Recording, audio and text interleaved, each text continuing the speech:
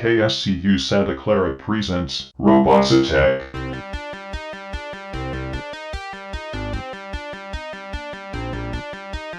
Movies, TV, video games, comic books, tech stuff, news, music. If it is geek, it's on Robots Attack. Participate in the show by commenting on Facebook, tweeting them at Robots Attack Me, emailing the show robotsattackshow@gmail.com.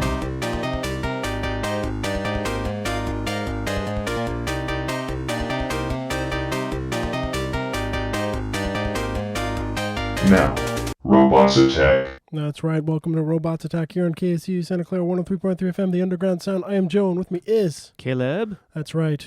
We're here to bring you an entertaining show. Mm-hmm. Should hopefully be a good one, I think. Yeah. You know, it's the normal, I think, things we'll have for you tonight. Mm-hmm. There, maybe you're thinking, well, wait, where's the sound of another voice? Yes. For this week, it's just Caleb and I. Mm-hmm. We'll be bringing you the news. Jason is geekery. out. Yeah, without getting into crazy details, some family things with Jason. But on the positive note, sounds like things are looking well, good. yeah. So that's so here's that. Yeah, that's Here's definitely speedy a good recovery thing. and all that good stuff. But so he's off doing that, and we're off doing this for you. We're here doing this. He's over there doing that. Yeah. So there's a lot of doings in different places and various locations, and yeah. People doing stuff in different places, and it's a little crazy. It's like, oh my gosh. It's true. It's very true. That's what it's going to be tonight. So stick around, lock yourself in, put on your safety belt, sit down, grab some beverages and snacks, and get ready for the show. It'll be good stuff. Yeah. I mean, I know we got some competition, being that football is back on now, and that's a pretty big draw for most. But maybe in between the game, you don't really need to hear the game. It's like true. most of the That's time, true. they're just repeating the same thing you just saw like 30 seconds ago. So you can turn that down, turn us up, and it'll be that much more awesome. There you go. I like how you're thinking. Mm-hmm. All right. Speaking of things that you're thinking that maybe you do this coming week. Okay. Not really sure if that worked, but we do new releases at the opening of the show. And so some new releases in the theater. It's not a huge week. This kind of, we're in that slot of, it's not the holidays. Yeah, it's not the holidays, so they're holding off on the big movies, and the summer's kind of over, so yeah. you're kind of in that deluge in between, like, well, let's put some stuff out at least. But yeah. So they've got Dolphin Tale 2. It's been several years since young Sawyer Nelson and the dedicated team at the Clearwater Marine Hospital, headed by Dr. Clay Haskett, rescued Winter with the help of Dr. Cameron McCarthy, who developed a unique prosthetic tail for the injured dolphin. They were able to save her life. Yet their fight is not over. Winter's surrogate mother, the very elderly dolphin Panama, has passed away, leaving Winter without the only poolmate she has ever known. However, the loss of Panama may have even greater repercussions for Winter, who, according to USDA regulations, cannot be housed alone, as dolphin social behavior requires them to be paired with other dolphins. Time is running out to find a companion for her before the team at Clearwater loses their beloved Winter to another aquarium. If you're not interested in dolphin tales, maybe you're interested in Idris Elba playing a bad guy. No Good Deed, a thriller centered on a one-time district attorney who is kidnapped along with her 2 children. Yikes. Maybe you're not interested in thrillers of that nature, but you want to see, I think this might be James Gandolfini's last role. It's The Drop. In the underworld of Brooklyn bars, money drops are used to funnel cash to local gangsters. When a robbery at the bar of his employer and cousin Marv, played by James Gandolfini, goes awry, bartender Bob Sagwinowski, played by Tom Hardy, who you may know, played by a certain villain in a certain film with a man dressed in a bat. A film you may have seen in the past. It's true. It may have been born in the dark. And playing the upcoming Max in the Max movie. He finds himself entwined in an investigation that digs deep into the neighborhood's past, where friends, families, and foes all work together to make a living, no matter the cost. And if that doesn't interest you, maybe this last one. Bird People. In a Paris airport zone, two strangers try to make sense out of their lives. An American engineer under great professional and emotional pressure who decides to radically change the course of his existence, and a young hotel chambermaid who goes through a life-altering supernatural experience. Whoa. Yes. There's just a little handful of some movies coming out in the theater. Very cool. Now that the big screen is like, it's just a lot of aggravation and too much popcorn and soda on the floor, then maybe you want to just, enjoy something at home on the not so big screen, because most TVs nowadays are pretty large. It's true. Well, then maybe you'll want to pick up Captain America, The Winter Soldier on Blu-ray or DVD. After the events that nearly destroyed New York, Steve Rogers is just trying to adjust to life in this new world. When evidence surfaces that Hydra has infiltrated S.H.I.E.L.D., it's up to Captain America, the Black Widow, and the Falcon to bring justice to the free world. Maybe you're wanting... Oh, yes? Justice. Two-fista. Shield of Justice. Mighty Justice. No. Perhaps you prefer something across the pond, over from the UK, perhaps? You might consider Doctor Who, Deep Breath, on Blu-ray and DVD. This is a story that brings us the new Doctor. It's Peter Capaldi as the actor. And so brace for a race through space and time with Clara and all the crazy aliens that we're going to meet in the new season. So, is it like a... I think it was like the Christmas special, the one that they... Or I don't know, the one, the premiere in August. They just put it on... I think they did. They put it on disc so that people that maybe weren't able to catch it on Fathom of Special Events or through the cable can now. That's collect. right. They did show it in the theater for like a day or something on that Fathom Events thing. Yeah, which is pretty cool. Good on you, Fathom. Yeah, and BBC. That's a lot of fun. Starting to do more of that stuff like that with that Fathom Events, like random kind of things like that. Like from opera concerts to football, the Euro Football League to do they do the riff tracks? Yes. Are they the Fathom? Yeah, okay. Fathom Events also helps riff tracks put their thing together, so it's kind of cool. Two more. Two more. Okay. Just a few more. Dr. McStuffins, School of Medicine on DVD. Doc has a unique practice. Her primary care is for stuffed animals. But don't let this fool you. Her lessons about what to expect at the dentist or what it's like to get eyeglasses are for, well, they're good for those who may be nervous about it. And while this might not be for you, it may be good for someone that you know. Wink. Prince of the Night on DVD. A woman seeks to the help of a local professor to banish some of the myths and legends and tales of terror that surround her lovely Venetian mansion. The most present tale is that of the woman's grandmother, who was abducted by the Nosferatu. When the professor finds what the professor finds below the mansion may put more than a little reality to the rumors.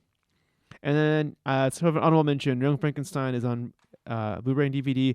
The reason I mention it is because it's an anniversary edition, new cover. They probably stuck some extra features on there. If you haven't seen it yet, it's one of the best comedies ever made. Of course, comedy is just like everything else. It's very personal. Your opinion may vary. I think it was pretty awesome. But it's worth watching, if nothing else. It's a really well-structured movie, I think. Have you watched it recently, or it's been a while since I've... Actually, we watched it like just a few months ago. Oh, okay. So it still holds up and everything? Yes, okay. It does. Because, some of the stuff that's like classic, mm-hmm. some things, maybe they don't hold up as well as they used to. It's true. Charlie Chaplin definitely holds up because you can't go too wrong with that. But this one, like, since there's not as much like satirical humor of the era, so to speak. Like there's not like Airplane Yeah. where it was a lot of like very 70s references. Yeah. Airplane is still hilariously funny, but some of the references become not so relevant. But since this Young Frankenstein's so old, is about a story that's that much older and a film that much older, Yeah. it still holds together much better, I think. Yeah, like I caught the first Austin Powers recently, Mm-hmm. and I remember like just cracking up at pretty much like everything when I saw it the first time. This time there were still parts that I remembered like really liking, but there were other jokes. They're a little more dated. Like it just doesn't hold up quite as well, and it's very like it does hit on the nose. Like this is the 90s. This is the 90s. You know, they even talk about it like you're in the 90s now, and blah blah blah. You're like they hold like the certain jokes like a little too long. Like they do them. You know, it's just sometimes it can be interesting to go back and see some of the stuff and see how like it holds up and compares, if it doesn't or it does. But the satire of an era, like how does it respond when you've gotten past that era? And there's like Clueless, which is very 90s, but I think that one still holds up pretty well, all things considered. Yeah, that's another one that's been a while since I've seen. But yeah, there's certain stuff where it's like if the subject matter is so sort of classical in a sense that like anyone can kind of relate to it no matter the decade. Like it's just I think that's why, you know, certain like Shakespeare, like people, they're just like the subject matters are relatable or, you know, have been transferred so much into everything. Yeah. That it still kind of fits. You know, so. Yeah. Definitely. But speaking of things that you could fit into your console, if you buy a physical version, that is. Yeah. or you download it. Download it, still like fitting it in your there. hard drive. Yeah. And stuff. Oh, okay, that segue sort of worked. All right, so video games, not a huge amount of games, but a couple like fairly big ones dropped this week. So if you're a sports fan, specifically hockey, you've got NHL 15. Was dropped for the PS3, PS4, 360, and the Xbox One. Now, I've heard that the previous gen versions, being the PlayStation 3 and 360, apparently have modes that the new versions don't. And so a lot of people, well, maybe a lot isn't the correct term, but there's been some fervor about why does the newer the current gen or next gen, however you want to phrase it, is missing things that the older one has. You know, it should be the other way around. Right. So it's gotten some flack about that, and I need to follow up on it, but I've heard some things that they might patch them in as downloads down the line, but people are kind of like, why are the newer versions not getting what the old ones have? So, right. Yeah. But, yeah, and it'll be interesting to see how that falls out, because it's one of those things that it's we're still, not to like, you know, cut the developers or publishers any slack, but it's like we're still in that sort of phase of like where the install base for the previous gen is still so big that, you know, they're still making games for it, and then they're still like trying to work with the new consoles and stuff like that. So it's plus that there is a very basic delay in almost all of this, in the fact that when you go from a current generation, well, the 360 and PS3 to the One and the PS4, there is a fundamental architecture shift in the programming that has to be accounted for. You can't just flip a switch and have it all work. There's a lot of massaging and code rewriting that has to happen in order to get a game that works on one system to work on the other. Exactly. Not a minor engineering feat. Even though the internet would like you to think it is. Yes. And the people are working on tools to make that easier, but it's still not it still takes time. Yeah. And especially since this previous generation has been perhaps the longest, or it's just been so long that we've had that set consoles, so it's just it's like what, that's another factor. 8, 9 years now. Yeah, So, which is pretty impressive, all things considered. yeah. Before I get to the next one, if you're interested in free radio time, KSCU loves to broadcast announcements about local nonprofits and government agencies. You can email traffic@kscu.org with information on services or upcoming events, and we will consider making an announcement for your organization. And I did just that. And I'll read a PSA from that very action of contacting them and getting one in here. So it works. It works. It's not just, we're not just spewing it because we're spewing it. It's not just because it's in the binder. It's, Yeah. It actually works. It actually works. So the next big drop this week, and I think a lot of other publishers sort of, when they found out this game was dropping, went, okay, so we're not going to release our games anywhere near that. Yeah. Would be Destiny. And that too dropped on the PS3, 360, the PS4, and the Xbox One. So yeah, and I've heard it's been selling like gangbusters. It's like I think it was Activision that claimed that it was like the highest selling like new IP. So I would believe it. I mean, yeah, I wouldn't be surprised. It's because like everything, I suspect that a lot of it's just a breath of fresh air. Like we've been seeing sequel. exactly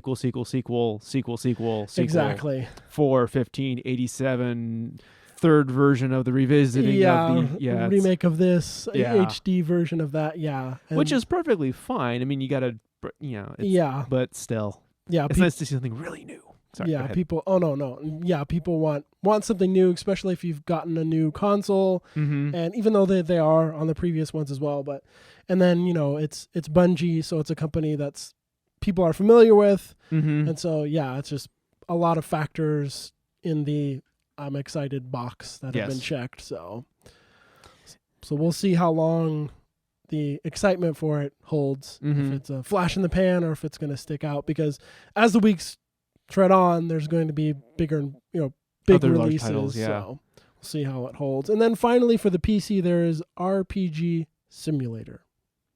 Wait, so RPG Simulator. So you're faking I know. I think it's part of a series that has like. Oh, is it from the RPG Maker series? I'm not entirely sure. It might. I think it is part of a series of other like simulator kinds of games. I think. Okay. If anyone out there in Radioland knows, hit us up. Caleb, how can they do that? If you wish to interact with us on the show, if you want to be part of this live event right now, you can go to Facebook. Do a search for Robots Attack, 2 words, or if you want to just simplify everything, facebook.com/Robots Attack Show. That's us. Or hit us up on Twitter. We are Robots Attack Me, all one word. And that is the best way to get a hold of us. Oh, email, robotsattackshow@gmail.com. And if you just want one place to find everything and then link back to all the things I've talked about before, robotsattack.me. That's where you find everything that's us. Yeah. And we've got it open during the show, so even if we've moved on, quote unquote, you can still contact us, like our our friends at Wow Cool. Yeah, they usually come back with some recommendations or comics, which I'll be getting to in just a second. Yes. Actually, ooh, segue, sort of. Yeah. All right, so the land of comicdom is full of new releases this week because it's New Comic Book Day yesterday. From DC, you might want to check out Batgirl: Future's End. Batgirl: Future's End, #1. Did she talk like that?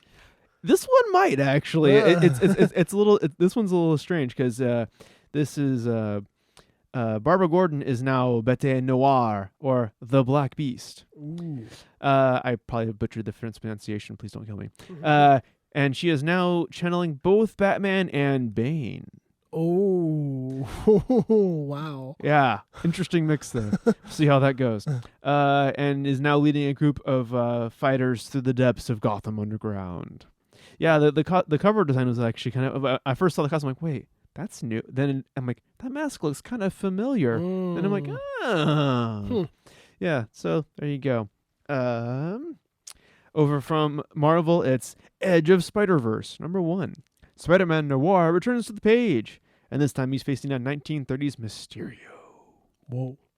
Then from Dark Horse, it's Prometheus, Fire and Stone, #1. When the crew of the Prometheus never came back, the answers they sought never returned either.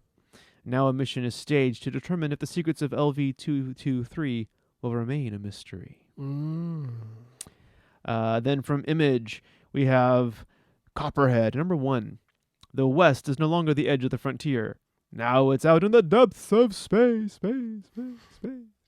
Copperhead is a mining town just about as far as one can get from civilization without technically leaving it. Clara is the new sheriff, and day one is shaping up to be a doozy. Between shifty mine moguls, an ill-tempered deputy, and a massacre, Clara's going to have her hands full. And there's a kind of a toss in here, Walking Dead #131. That's Walking Dead. It's 1 through... Not The Walking Dead, #131. Oh, okay. I thought for a second it sounded like at least I heard 1 through 1. It's like 1 through 1. Yes. I probably should have enunciated that just a smidge better. It was probably just me. I was like, 1 through 1? Wait, huh? Is this a weird Walking Dead thing that I missed out on? Or super short miniseries. 1 page. But the answers to the entire series are all in there in clues somewhere. Yes. That's how amazing it is. So from one last one from my normal list. My Little Pony Friends Forever #9. While it may be titled Friends Forever, the Flim Flam brothers are currently anything but. Oh man. It looks like it may be up to Granny to help the boys see past the hurt to a deeper friendship. If she's up to it, there are only so many problems one person can fix. It's true. Although there's a lot of problems that one person can make. It's true. Whoa. Heavy, Doc. So from comics, pages with words on them, to CDs with sounds on them. And there's often words with the sounds. It's true. That's true. We've got a new album from Interpol called El Pintor. It's self-produced, the first release in 4 years for the New York rock band. It's also its first without bassist Carlos Dengler, and features contributions from Secret Machine's Brandon Curtis, Jellyfish's Roger Joseph Manning Jr., and Bon Iver's Rob Moose. We have a solo release for Karen O called Crush Songs. It's the debut full-length solo release for the Yeah Yeah Yeahs singer. Was originally recorded in 2006 or 2007. I don't know why it took so long to get out, but I think it's like editing a movie. Like the production can sometimes take that much longer than the actual, the finishing of it can take that much longer than the shooting of it. That's true. Then we have another solo album from Robert Plant.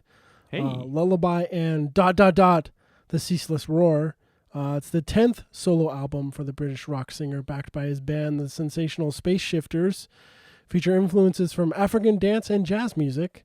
We've got a self-titled album from Ryan Adams. It's the 14th solo studio release for the rock singer-songwriter. It was self-produced, self-titled and self-produced. And then we have sort of a surprise, which I believe is just a digital version, and maybe only available on iTunes right now. U2's new album, Songs of Innocence. I guess they, which I assume we'll be talking about later on in the show, the new iPhone stuff. Yeah, that's going to be mentioned. They made an appearance there, and it's the surprise release of the Irish rock band's 13th studio album on iTunes. Features production from Danger Mouse, Paul Epworth, Flood, and Ryan Teeter. A physical release is scheduled for the 14th of October. So there you have it. A sampling of some new releases. Hopefully something in there excites you. If not, maybe you could find some other things or continue doing things that you were fun from last week. Just, we try our best. Yeah, we can't tell you all of it because that would be that would be the entire show, and not nearly as much fun as actually discussing the stuff that's happening. Yeah, we're not really we're the new releases show, and we just read off stuff. Yeah, that's like reading the phone book. It's while interesting and informative, it's not informative. It's not always very interesting. Yeah. That's where I was going. Yeah, with that's it. where you're going. Although, if we get some responses from the audience that are like, you know what, I think that would be a great idea, I suppose we can give it a shot. We can maybe do a special show, yeah. every now and then or So- whatever. Yeah, we'll see. So if that sounds appealing to you, hit us up on the Mhm. Facebook and the Twitters and the emails. Yep. So yes, I read earlier the PSA about local nonprofits Mm-hmm. being able to contact traffic at kscu.org and getting messages for us to read. Well, Yes. here's the fruit of the labor. In his hot little hands. San Jose Animal Advocates. Are you an animal lover who wants to help homeless animals find their forever homes but have limited time to volunteer? Join San Jose Animal Advocates, a local nonprofit that is building a community network to help find loving, foster, and forever homes for pets in our local shelters. With their help, we can save countless animals. All it takes is a few clicks. You can share their stories with your network of friends. It's easy. Join them at sjanimaladvocates.org or look for them on Facebook. All right. We're going to take a music break, Mm-hmm. and then we're going to come back with the news. Yes. Would you like to tease the folks a news story? How about this? You may have you're familiar with the Edward Snowden stuff and how a lot of people kind of like freaked out when they found out their emails being read. Mm-hmm. It wasn't, and people were like, oh, it's just they did it because they were doing it. A lot of companies did it under pressure, and Yahoo actually was under financial pressure. Ooh, interesting. All right, you're definitely going to want to stick around for that. So we'll be right back after this music break with more Robots Attack here on KSU Santa Clara 103.3 FM, the Underground Sound. You're listening to Robots Attack. Follow them on Twitter at Robots Attack Me. Email them at robotsattackshow@gmail.com. Like them on Facebook. And check out the website at robotsattack.me. Alrighty, welcome back to Robots Attack here on KSU Santa Clara 103.3 FM, the Underground Sound. We are now entering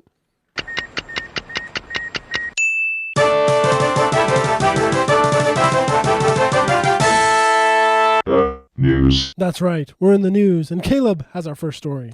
That's right. I mentioned something about Prism and people that had not prison but prism, that like as in a thing that breaks up light. Because in case you hadn't heard, there was the NSA has been tapping a lot of the data that's been flowing in between your major ISPs and your favorite web services. And interestingly enough, a lot of it was done without their knowledge, and or it became compulsory as a part of continued operation. After a fashion, I mean, as and as sort of evidence of this, Yahoo in 2008 was almost fined $250,000 if they did not participate with Project Prism and the NSA. Huh. And 2008, Yahoo was still doing okay. They were surviving, but they aren't nearly as strong as they are today, which is still, depending on who you talk to, is different scenarios. But this was this is one of the first occasions where the Prism program was like, this is one of the first steps that it was taking against or to gather information somewhat forcefully, so to speak. There's speculation. I can't remember if this has actually been proven or not, but there's speculation that what happened for a lot of these companies is that the NSA actually set up taps at the fiber optic connections between servers. Oh, okay. Now, if that's a bit of gibberish, give me a sec. So when you need to transmit data over long distances quickly, your usual Ethernet cables, they start introducing too much resistance, and the signal quality falls off relatively quickly. I mean, you can go a long way with them, but you have to put in like repeaters that will boost the signal again. Okay. Light does not have that, not as much of that particular problem. And if you use a laser, it's a very, very powerful light. So So when you have data centers on opposite coasts kind of thing, what they'll do is they'll usually be a fiber optic link, which is a bunch of very, very optically transparent material, and then they will flash laser light across it. Oh, And they okay. can, because light is the fastest thing we know of in physics, Mhm. it gets from one point to one point very quickly, and you get almost no packet loss.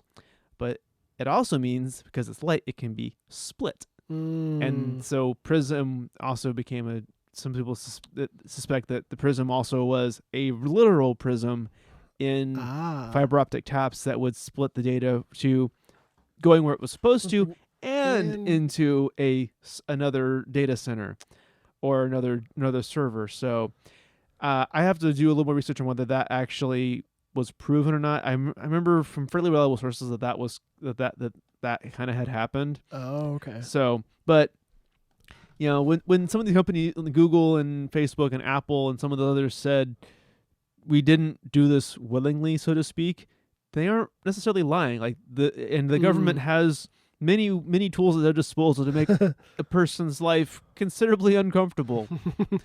And the fact that any of this happened at all is equal parts troubling and fascinating at the same time, because it's like a massive like social engineering or social experiment that no one bothered to tell anybody that we were a part of. So, but yeah, the story is really interesting. The Washington Post and a bunch of other people were talking about it, just kind of like how Yahoo was very strong-armed into putting into giving up a lot of its some of its data on its users. So it'll be interesting to see like how some of this will pan out. What's going to go forward. And it sounds like a lot of people in Congress and stuff have heard our cry of that's not cool and have started to scale back the powers of the NSA, or at least put in a check where it's like you have to do this before you can do this. It may not stop them from doing it, but at least now we can if we look back at the trail, like, wow, you went after all of this. Is there a reason? Did this person really have, or did all of these people have any sort of connection to anything? And so oversight is one of the first steps to curtailing like just wanton destruction of personal liberty. So. Yeah, and we'll keep you posted on further events. Exactly. And if you want to check out that story, read more on it, we post all of our stories to our Facebook page and Robot, and then Twitter, we tweet them out and everything. And so, yeah, because a lot of our stories tend to have pictures or videos as well, or a lot more text than we can really push into this. These are summations. So yeah, and so you shouldn't look at the pictures or videos while you're driving. So please do not do that. That's unsafe on many levels. Wait till you get home or till you're stopped someplace and you have time to actually lean back and enjoy the information. Yes. Like this next story. If you are just tuning in to Robots Attack on KSU Santa Clara 103.3 FM, the Underground Sound, we are in the news, and I've got our next story. This one involves Stephen Hawking and Intel. Ooh. They announce connected wheelchair. Wheelchair users can monitor their health, wheelchair status, and accessibility of places they visit. Intel has announced a new connected wheelchair designed to transform standard wheelchairs into data-driven machines, designed by engineering interns and endorsed by theoretical physicist Stephen Hawking. The wheelchair absorbs biometric information from the user, as well as mechanical information from the machine itself. It can then be analyzed to provide a better experience for wheelchair users. It also comes with an app that allows users to map and rate the accessibility of different locations. Quote, a wheelchair user can now monitor important information about their health, the status of their wheelchair, and the accessibility of the place they visit, significantly improving their day-to-day life, says Hawking of the design. The wheelchair is being showcased at the 2014 Intel Developer Conference in San Francisco. Hawking's life story will be told in the biopic The Theory of Everything, which we scored fairly well in our review despite a slow first half. I grabbed this story from IGN, so they have a review for it. And that sounds pretty cool. Like it is something, as I know on the show we've talked about like new prosthetics and everything like that. But yeah, it is something, not that like I don't think we've, completely forgotten about wheelchairs, but it is something like you do sort of forget about it. Like as far as like it's not the forefront of technology. You're like updating them with and you think, well, it has a lot of sort of electronics or equipment like there. Why don't we upgrade or make them better and stuff? So that's a cool idea, like teaming up with Stephen Hawking and actual Intel. Like it's like, there's many people that have great minds that are not as mobile as they would like to be, or that are hampered in their day-to-day life because of whatever. So it's like it'd be really awesome to like make that better for them, and also give meaningful data back to places that would like to have people have their location be more accessible, but they just may not know how inaccessible it is. Yeah, like, oh, I want to go there. Oh, let me check that. Oh, gonna need some help getting to this, or I don't think I can access this, and hopefully make it better. Alert the people at wherever the location you're trying to go to, like, oh, this is something we need to fix. Yeah, make it more accessible for people. So very cool. Very cool. So. Can you segue from Stephen Hawking Intel wheelchair to? Well, let's go from things that improve your wheelchair to things that will improve your hat, so to speak. Okay. A lovely open source project that I have mentioned before, is called, it's the Raspberry Pi. That's the lovely $35 computer that the group in the UK released to help get schools and children involved in programming and technology by making it really, really, really inexpensive.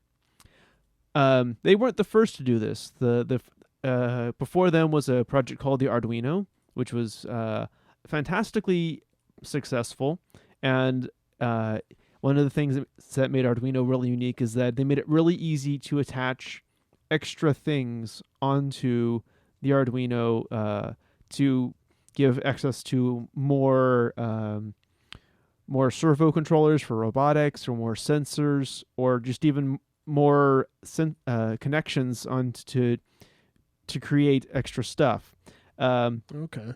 And another company called created a similar device called the Beagle Board, which is, took the Arduino and said, if we make it a little bit more expensive, we can make it a lot more awesome. And then they created capes for that. And well, Raspberry Pi is not to be one left behind by this amazing these leaps in innovation.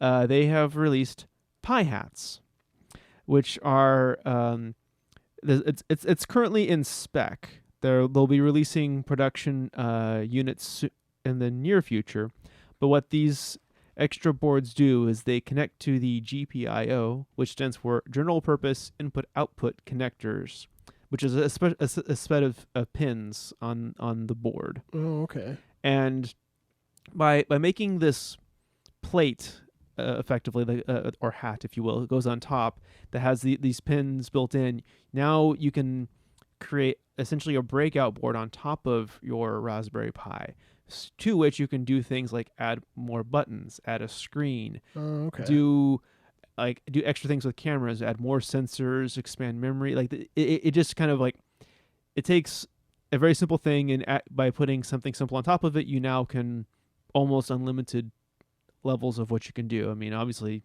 amount of power it pulls and how much processing power you can throw at any particular issue are limited to what they have on board. But now they now will have they're working on creating a spec for doing extra things with your Raspberry Pi beyond just being a fantastically great little computer. Well, that's cool. Yeah. So now, not to take away anything from the Arduinos or the Beagle boards, because they are fantastic as well. But now, like you don't have, basically now you have more choices, and this is the That's classic. always good. More choices good. This is classic competition at work. Is the Raspberry Pi the right solution for your project? Maybe.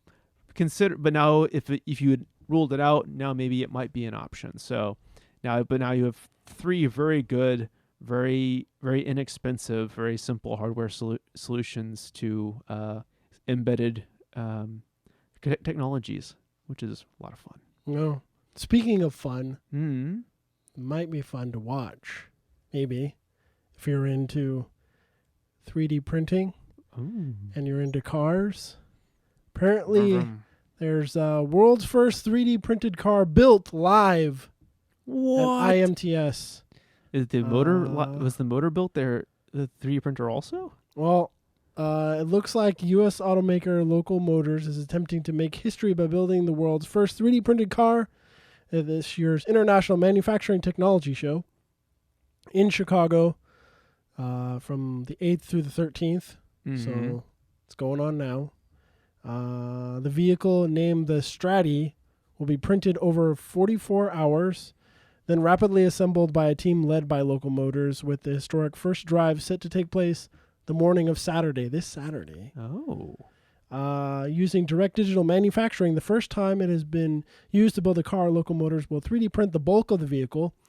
It should be noted that mechanical components like battery, motor, wiring, and suspension will be sourced from a variety of suppliers. Okay. So, Which makes sense. That's a typical thing to 3D print just yet. yeah. Rather than printed, and will be added to complete the vehicle and then have it up and running. And obviously, they can't print the fuel as well. Naturally. Not yet. Yeah. The Strata uses just 40 parts. Local Motors claims a typical conventional car has over 20,000. Local Motors is hoping the Stratty proves the viability of using sustainable digital manufacturing solutions in the automotive industry. It plans to launch production-level 3D printed vehicles that will be available to the general public for purchase in the months following the show.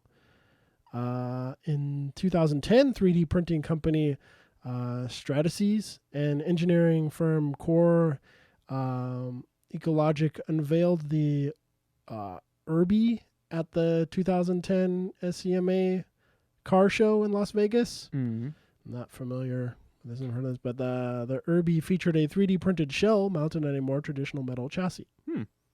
So we're getting that much closer to crowdsourced vehicles, almost literally. yeah, yeah, and I guess they have you can watch the progress. There's a link to the official website, so if you go to the story, which we will link to on our Facebook and Twitter, you can click on the link in there and then actually, I guess, watch it live. Being printed. That's kind of cool. That also would, if they can make that like really robust and rigid, that would be a really good way for even like for expeditions or even or military vehicles. Like we need to put this vehicle back together. We need a part that goes here. Well, we have the printer. Click. All right.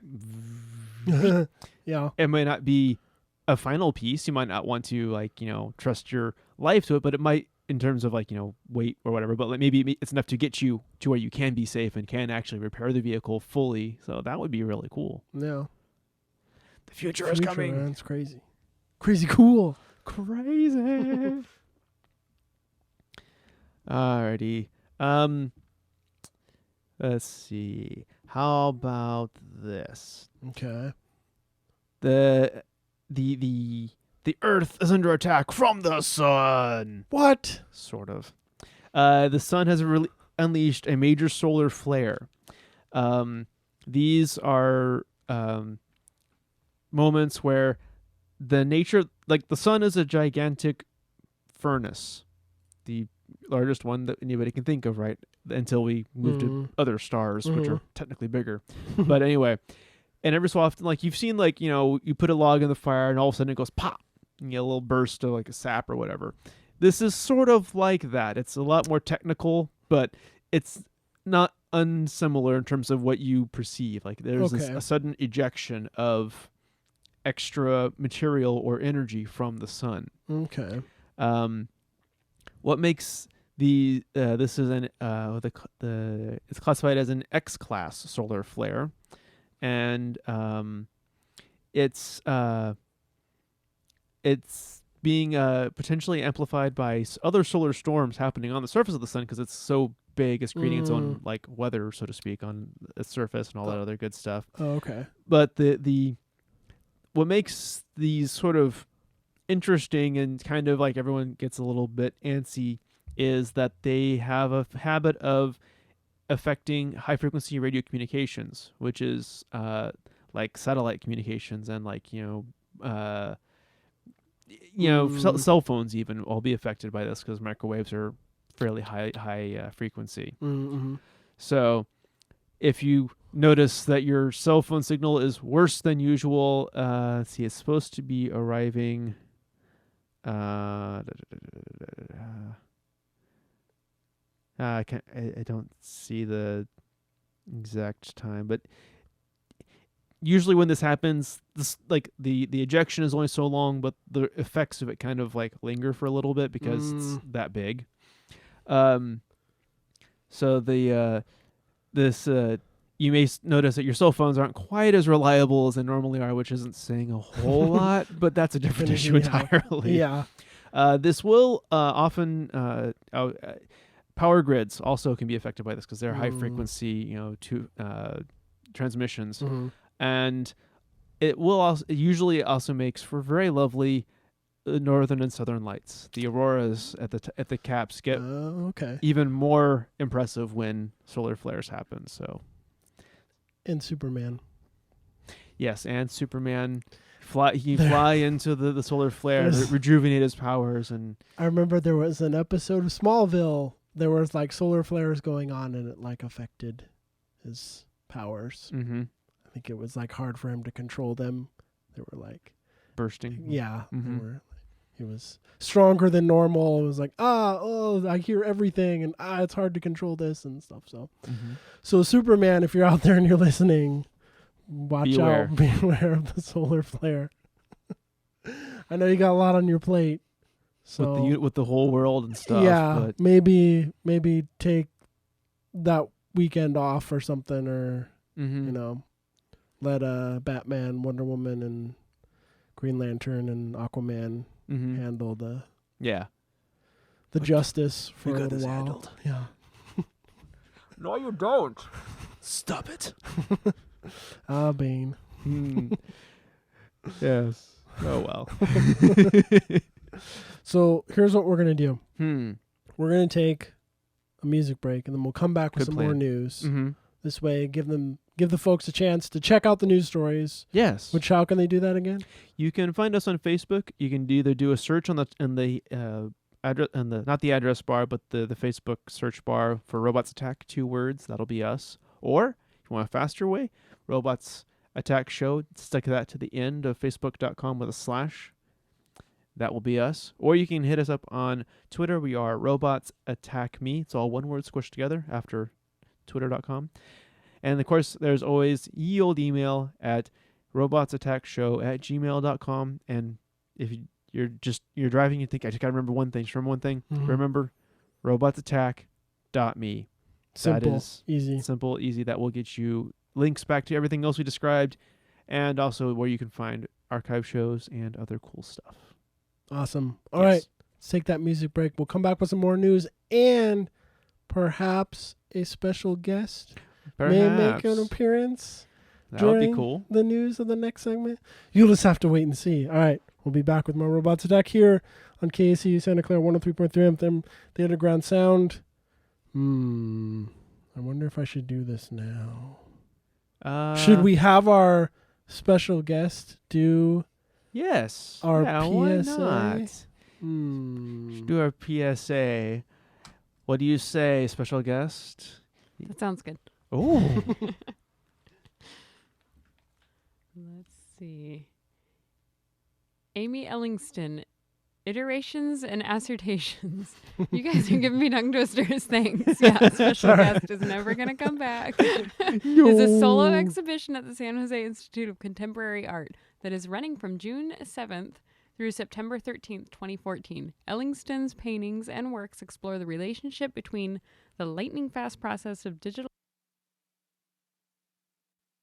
You're listening to Robots Attack. Follow them on Twitter at Robots Attack Me. Email them at robotsattackshow@gmail.com. Like them on Facebook.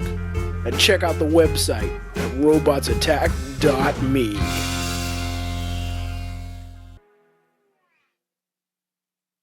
Alrighty, welcome back to Robots Attack here on KSU Santa Clara 103.3 FM, the Underground Sound. We're still in the news portion of the show, and I've forgotten. Do you? Is it my turn? I think it's your my turn. turn? Okay, let me see. Let's grab something that,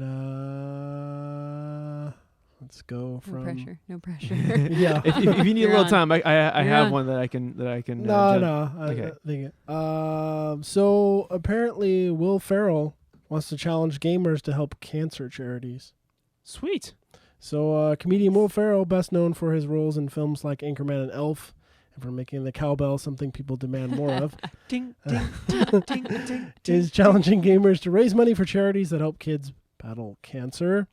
Nice. Both Donate Games and Cancer for College are the beneficiary organizations supported by Ferrell's Indiegogo campaign called Will Ferrell's Super Mega Blast Max Gamer Challenge. Nice. Nice. The funding goal for the project is $375,000, with all proceeds going to the charities. Everyone who donates to the campaign will be entered into a drawing, the grand prize being an all-expenses-paid trip for two to San Francisco on October 26th to play games with Ferrell on a Twitch live stream. Nice. It will be a one-time live stream that will not be rebroadcasted. Whoa. Quote, "You can expect some surprises," said Donate Games founder Jim Carroll. In addition to the drawing, each donation tier has other rewards for those who donate.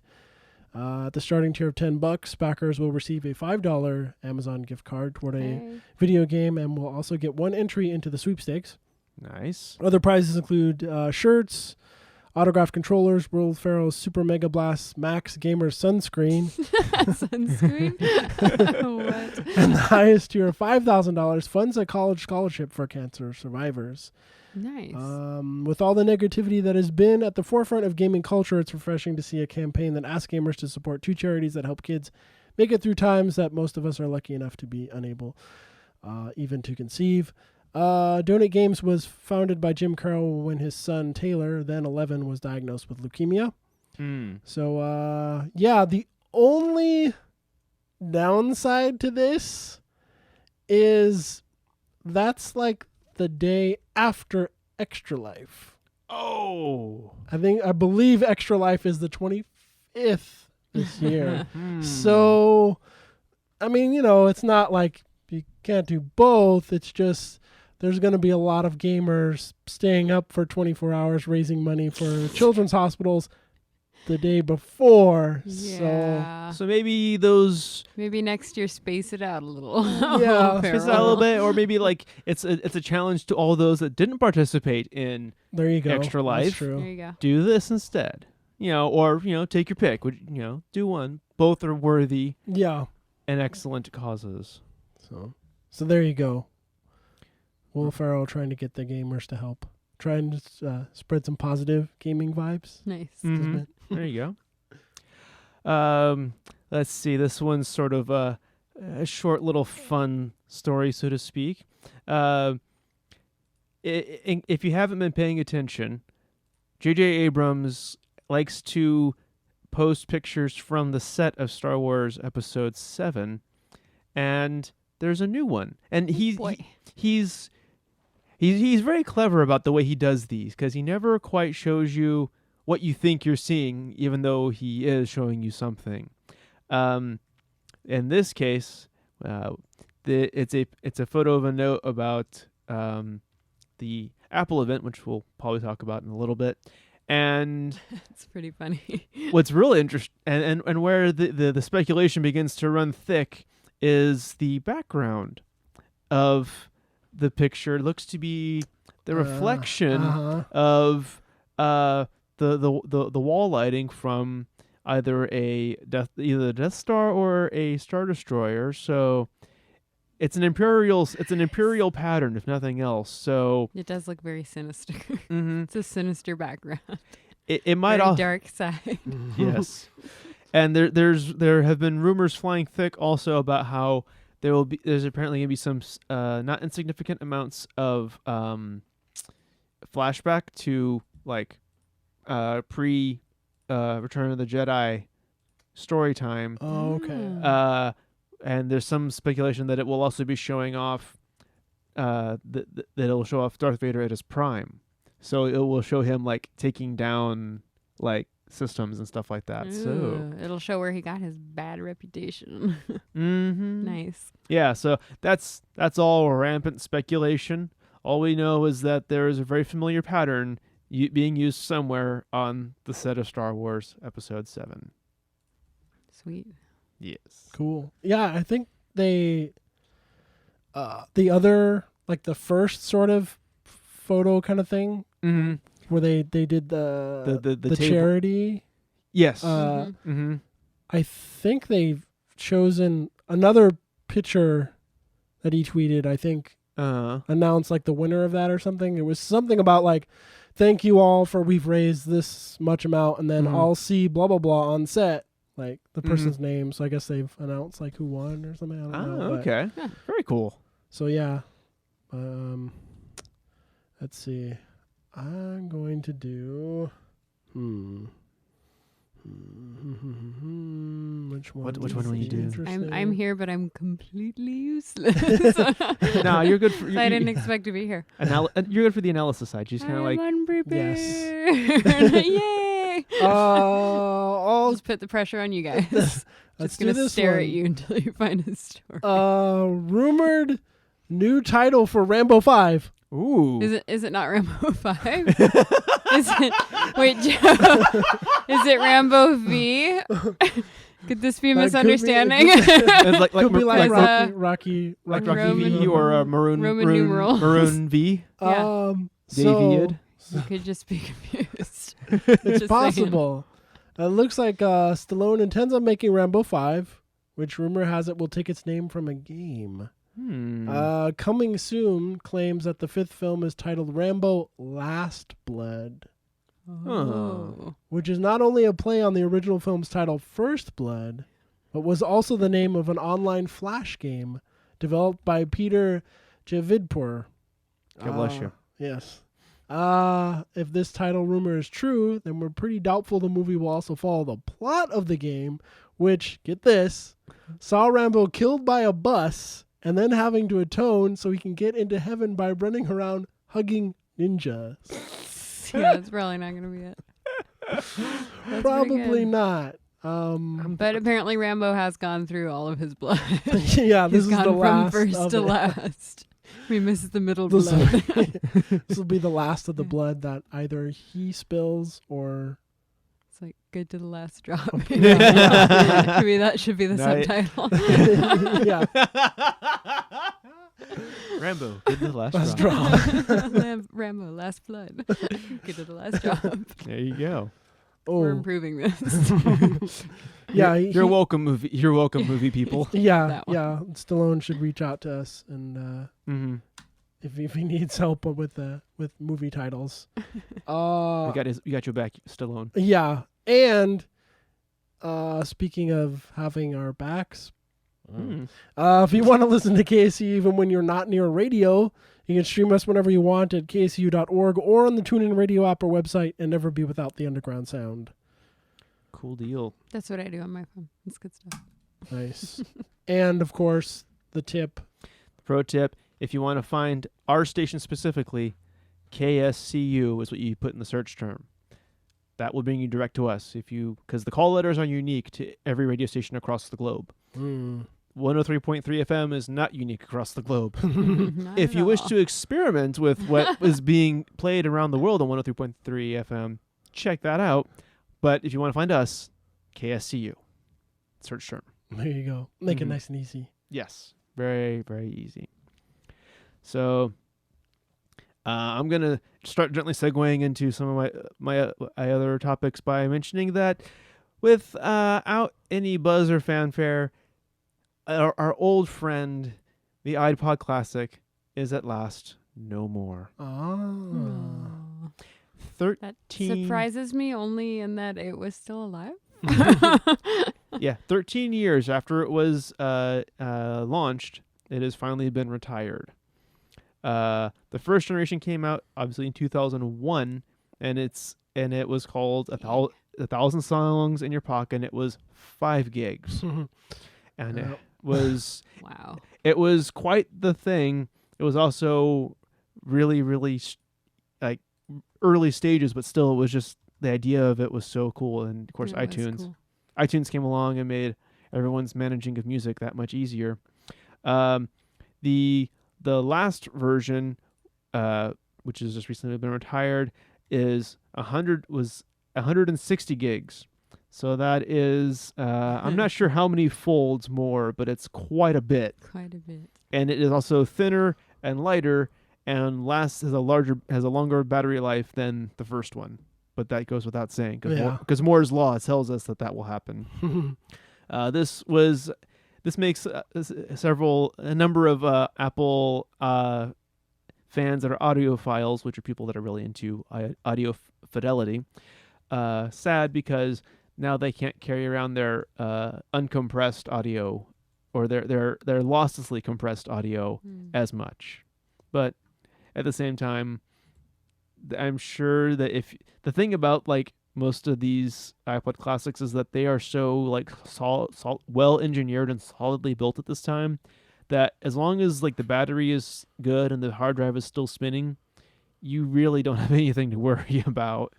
Like it's going to last you many, many years, and by the time it finally dies, I'm sure you will find a suitable replacement that will play your files. Yeah, I still use mine. Mm-hmm. Use it at work.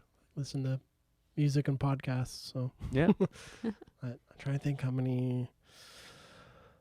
Is it like over 4,000 songs I have on it or something? But I know it's not full, but yeah, to compare it to like the original, definitely a difference. Just a little bit of a difference. Yeah. So there you go. Let's all tip our hats to the MP3 player that actually made MP3 players like cool.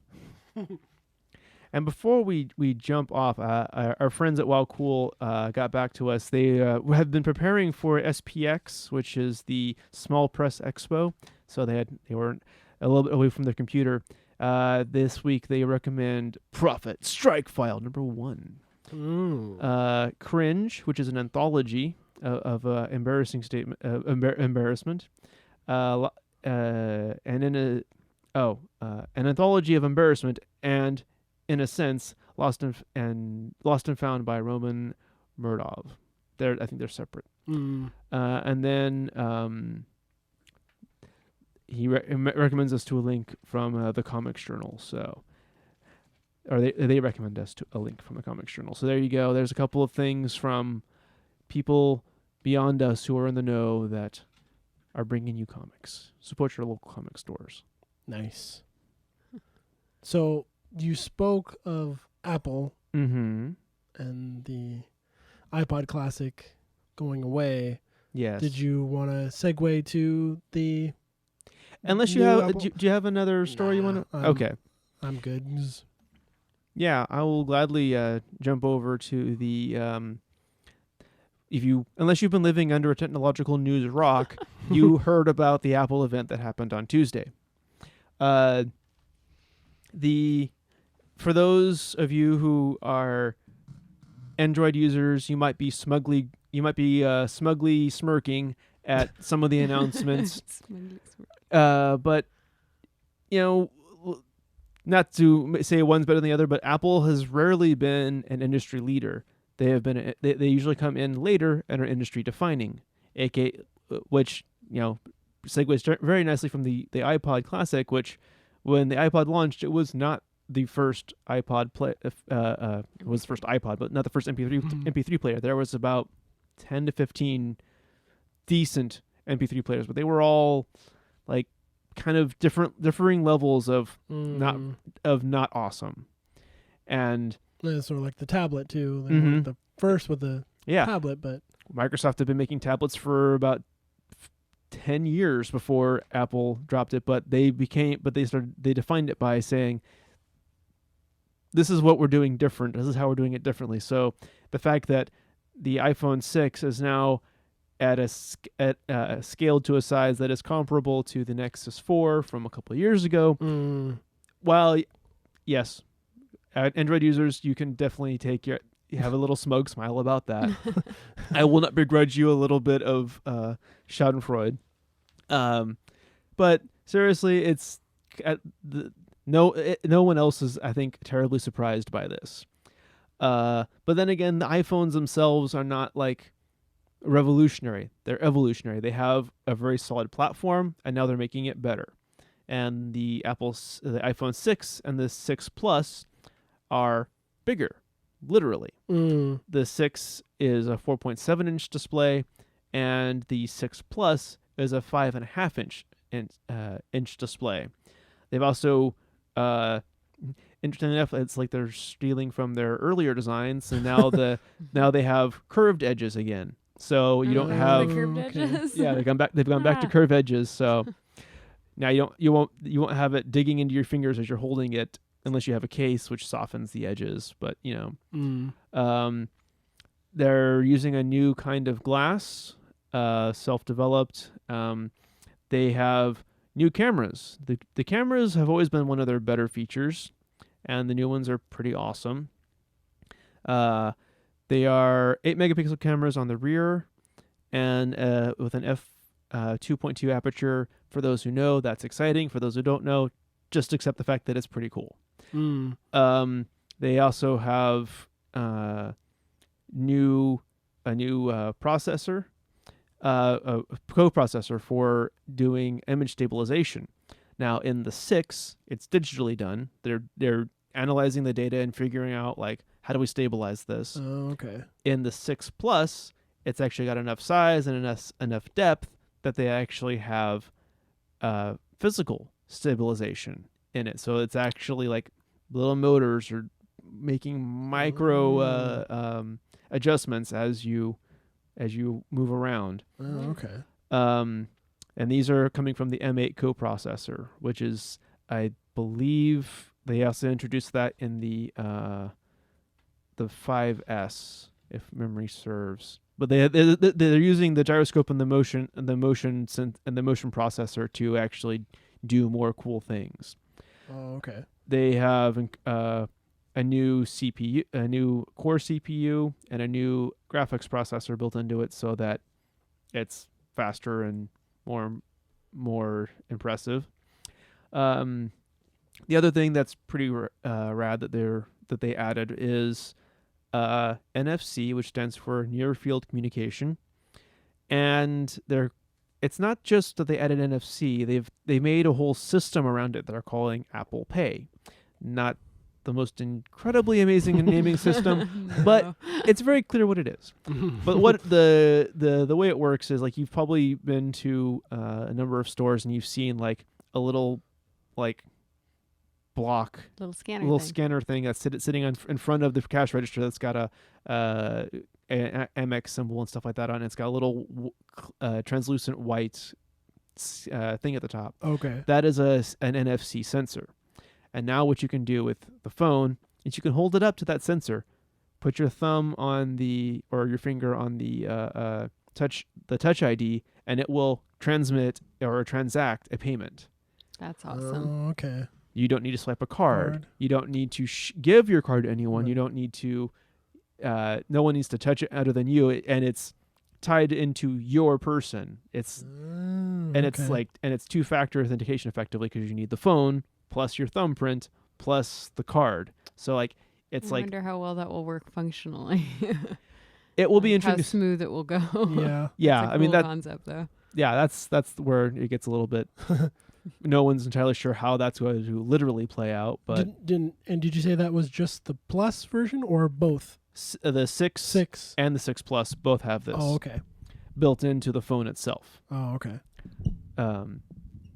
Then, again, if you haven't been living under a speculative rock, in this case, the Apple iWatch has been rumored for a long time, at least a year, probably a year and a half, 2 years, and Now it exists. It's not just rumor. It actually is real.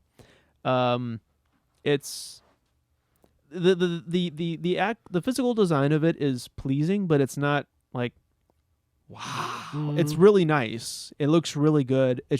But it's a square. It's a rectangle It's a watch. on your wrist with a wristband. Now it's a very pretty one, but it's not like the most amazing thing ever. One of the things that they did talk about is obviously the watch faces are customizable. It will be it has a heartbeat monitor. It has gyroscope. It has it has like 4 sensors embedded on the bottom of it, which will do biometric sensing of your body. Oh, okay. Which Wow, will that's be pretty cool. tied into their health kit and the health book app, and eventually into like your Nike Plus and what have you. So it is also a fitness band, but it's also actually a watch. It has 2 buttons, kind of like a home button, and then a rotating crown. Like if you've seen like an old Looks school, like old timey watch that you had to wind. yeah, it's got you a have little. to wind this watch. It runs on love. You need to wind it sometimes. No, this one is it's actually powered by batteries, but that's a different issue. But like that's kind of their interface for dealing with like rotating through menus and stuff. Oh, okay. Is like when you want to select something, you kind of click the crown or this little dial, and then you can twist it to move through a lot of different things. So you're not sitting there It's the new swiping. click wheel. Yes, Okay. exactly. It's just like the click wheel. It does still have touch interface, like you can tap things, swipe things, but you're not going to be like pinching and zooming on your wrist. Okay. It has Siri integration, and just like all kinds of fun stuff. The strap is a magnetic clasp, so you don't have to like get as much pinching of the skin ideally. Oh, okay. It's not cheap. The retail price is $350. So It's not horrendous for what it is, honestly. no, it's not like exorbitant either. The And phones are like what, 600? yes, Yeah. 600 something. That's because Watch doesn't seem so bad. yeah, the new flagship. Plus, the watch is backward compatible, I think, down to the 5. And I think the 4S, but I'm not positive about that. But I remember one of the other things they talked about was that there's an NFC chip in the watch.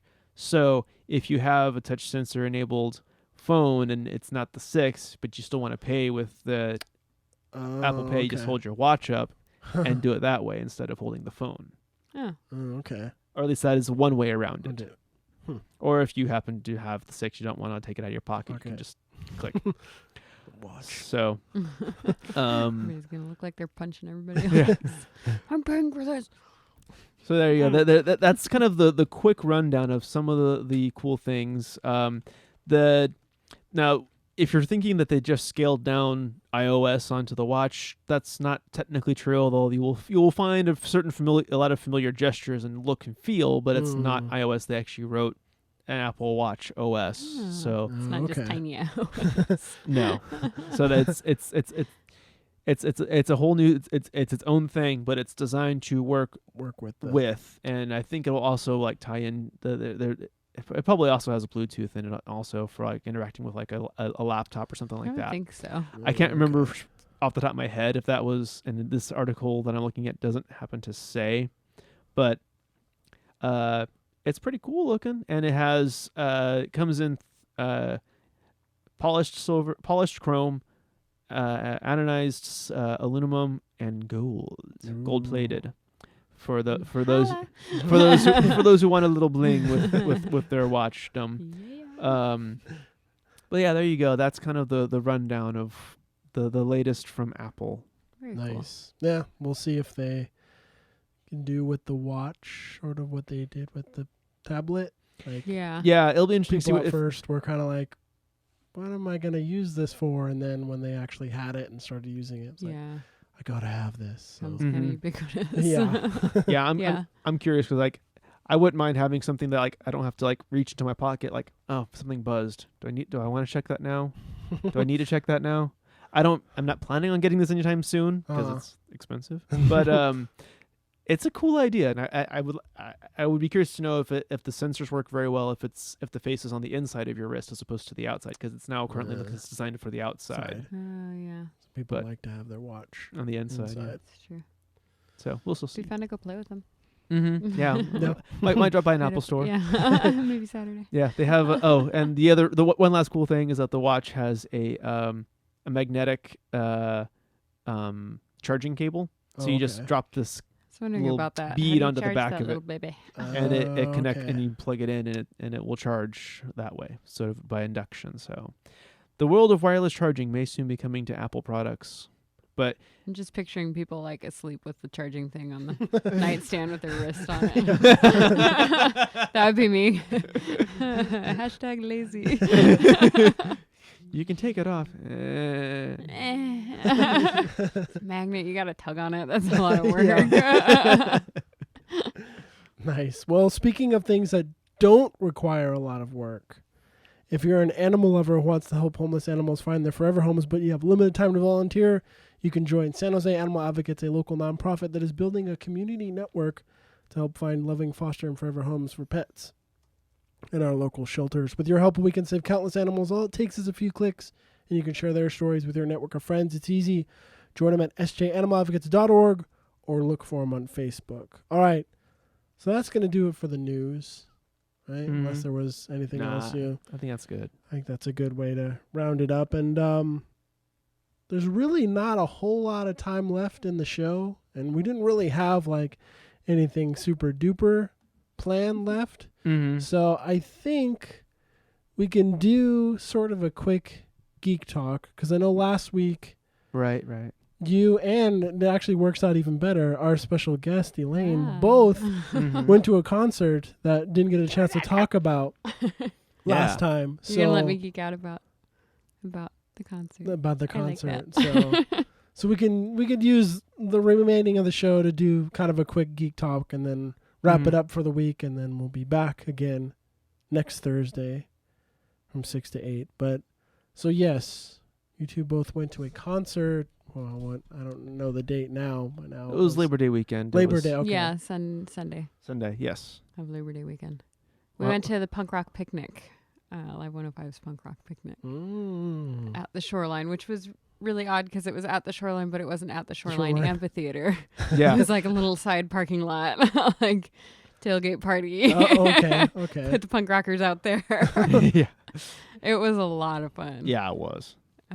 It was very, very loud, but in a good way. Fantastically loud. Yeah. Was it like an all day kind of thing, or Yeah, Kinda. It started at like 3.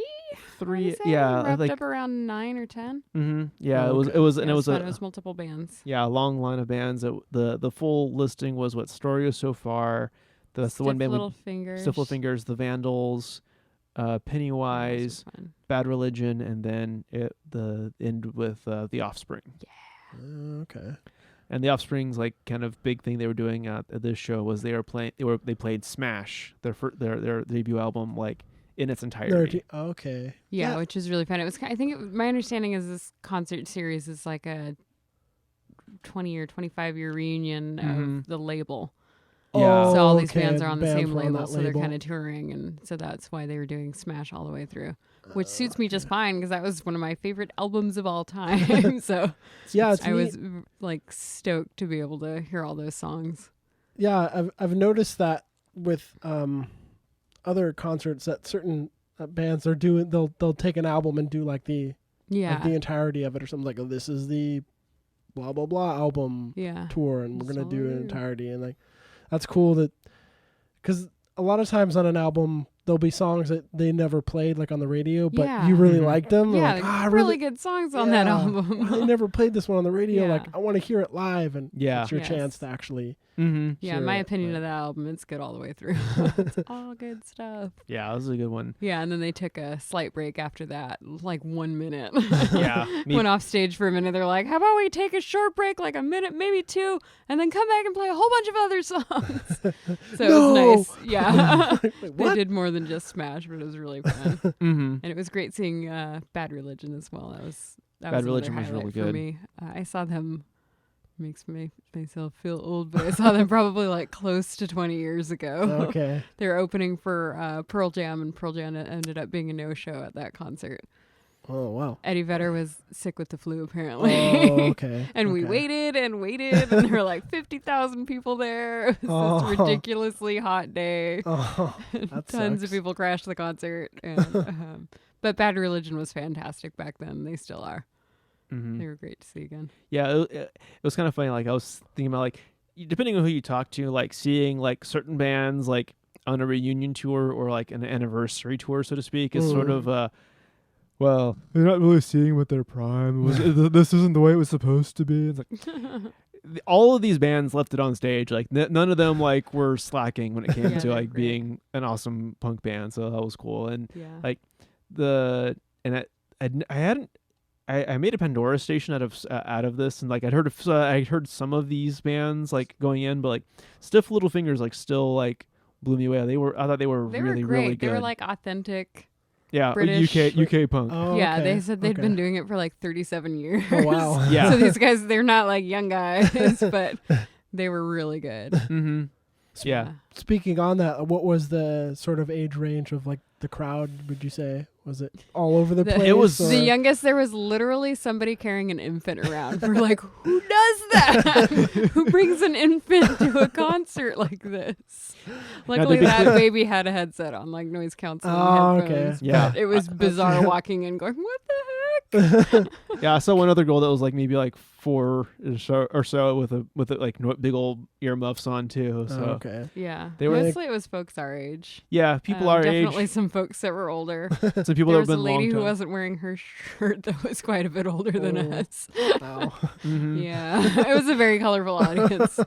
Really good Cross section people. of it was quite the cross section of humanity. Yeah. It was a lot of fun though, and like Yeah. and everybody had a really great time. Like you could That's good. yeah, No trouble. no, with the crowd no real and trouble. everything. Okay. The mosh pit like had its fun. There was several people were crowd surfing and stuff like that Yeah. for some of the shows. Rightfully so. But it was really good. It was a lot of fun. Get to sort of get in touch with music that was from my era, but I was not allowed to listen to at the time. Yeah, I'm a bad influence on him. I'm No. just going to come right out and say that. I'm a bad influence in such a good way. Yes. Yeah, it was a fantastic show. Nice. I definitely like really enjoyed like singing along to as much of Smash as I actually knew, and but it was I know what that was song. what was really awesome was like the whole audience like was in on it. Like That's you know, cool. there was times when like he would be like, all right, it's really important you all sing along to this next part, and if you what's the name of that song, that particular song? But anyway, like the whole everyone chimed in. Like That's no cool. one like was like, no, That I'm is too cool good. for this. And like, everyone was like, yeah. Yeah, it's a good audience. And it Mhm. wasn't too large, even though it was at the shoreline, it wasn't too large of a venue, so you didn't feel like you were 5 miles Was away. away. Like Oh, you that's normally cool. do at the shoreline. Yeah. Didn't need binoculars. Mhm. Didn't have big jumbo screens that you were watching. It Yeah. just felt like you're in the middle of it. Mhm. That's cool. It was a blast. Yeah, it was such a good show. Yeah, I'm glad we went. Mm-hmm. But yeah, definitely added to bands to look up on my music list and Yeah, pick that's up. that's yeah, always Stiff nice. Little Fingers Find sold it some for new- me and getting Mhm. their next album. Yeah, Just- which coming out in just the next. released. Yeah. I think. Oh, So, okay. And he was like, "Yeah, we're totally surprised because like we've never done any like had any real like chart impact here in the States, but they debuted at 18 in the UK. So it's like, Oh, okay. right on. So I'm looking forward to that album when we purchase it. Nice. Right, yeah. well, Yeah, it was a lot of that's fun. cool. Yeah. A lot of ink there too. That was fun watching. Yeah. People watching with all that ink. Mhm. Good stuff. mostly good. Mostly. Mostly Certainly not good. all of it. So- but yes, mostly good. Mm. Nice. Yeah, it's good times. Cool. All right. Well, hopefully you out there in Radioland had a good time listening to our show. That's going to do it for tonight. We'll be back next week from 6 to 8 here on KACU Santa Clara 103.3 FM, the Underground Sound. Robots Attack. I'm Joe. I'm Caleb. And, I'm Elaine. and Or Bane, if you want. Bane is No, I don't think That's I don't me. think Yeah, you no, that's are. me. I just look different in the movie. That's all. I worked out for this role. Just a little bit smaller in real life. I bulked up a bit. Just a little bit on. Just a little. It was very severe. Anyways, I'll stop. All right, so let's give the folks one last time how Mhm. they can get How in do you contact get with to us. If you would like to interact with us, even if the show But the has, show's over. if the show might be over, but interact with the you. internet is still there, and that is how you can get in touch with us. You can enter those on Facebook. You can do a search for Robots Attack in the little search bar at the top of Facebook, or just go to facebook.com/robotsattackshow, all one word together. That's us. But I'm not on Facebook. I only have Twitter. What do I do? Well, if you're on Twitter, we still got you covered. You can go find us at Robots Attack Me, all one word, all lowercase, and that will be our handle. If you, I don't like Facebook or Twitter. I like emailing. congratulations, we have email for you, good sir. Yes. We are robotsattackshow@gmail.com. And if you're one of those people that's just like, wait, I I just can't remember all of that. It's If you a can't lot re- of information. it is sir. it is a lot Too of much information. social media. Then remember this: robotsattack.me. That is where you'll find archive episodes of our show, past show notes, and we have comment section, so you can get in contact with us there. We have an email form if you want to email us to the website, or you can link to our social media from there on the interact button. Nice. All right. That's going to do it. Everyone out there, have a wonderful weekend. Yes. We will see you next week. All right. Peace out.